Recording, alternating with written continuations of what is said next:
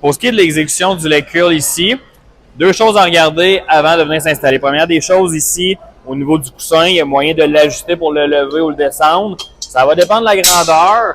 Lorsqu'on va s'installer, ça va être important que le coussin juste ici arrive vraiment dans la section entre le mollet et la cheville. Je veux pas que le coussin touche au soulier, je veux pas qu'il vienne s'appuyer directement sur le mollet. Je cherchais vraiment à l'avoir dans la section que je viens de nommer. Deuxième chose, c'est au niveau de l'ajustement, juste ici.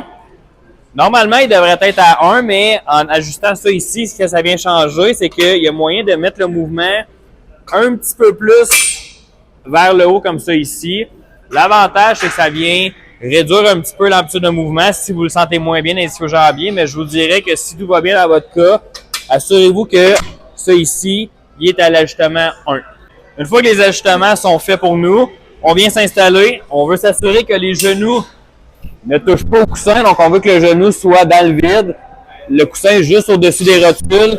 Au niveau du coussin, il est appuyé à la bonne place entre le mollet et la cheville. Par la suite, pensez vraiment à plier vos genoux. Allez porter le coussin le plus haut possible, comme si vous alliez toucher à votre fessier, à vos ischio-jambiers. Vous descendez, arrêtez un peu avant que le poids vienne toucher en bas, donc gardez une petite tension. Puis assurez-vous quand vous faites votre mouvement de monter, que les fesses ne lèvent pas. On veut vraiment garder le bassin toujours bien appuyé sur la partie ici, sur le coussin. Une question qu'on se fait souvent demander, où est-ce que j'installe mon poids? Parce que si vous regardez sur l'appareil, il y a 3 endroits différents où est-ce qu'on pourrait installer la plaque. Pour rester simple, si vous mettez l'emphase du poids sur la section du bas, ce que ça vient faire, c'est que ça vient rendre le mouvement facile dans le début du mouvement, la première moitié du mouvement. Une fois que on est rendu dans la deuxième moitié, quand le coussin s'en vient près de la cuisse, c'est là que vous allez remarquer que ça devient de plus en plus difficile, de plus en plus pesant.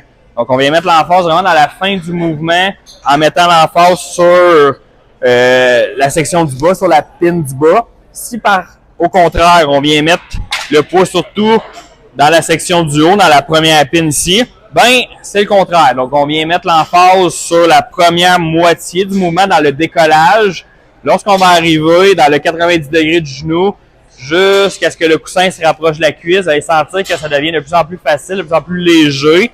Donc, ça vient mettre l'emphase, comme j'ai dit, dans le début du mouvement, contrairement à l'autre que c'est à la fin du mouvement. Pour ce qui est du centre, si vous mettez l'emphase ici, ben à ce moment-là, ça travaille un petit peu partout, surtout dans le milieu du mouvement, quand on arrive dans le fameux 90 degrés.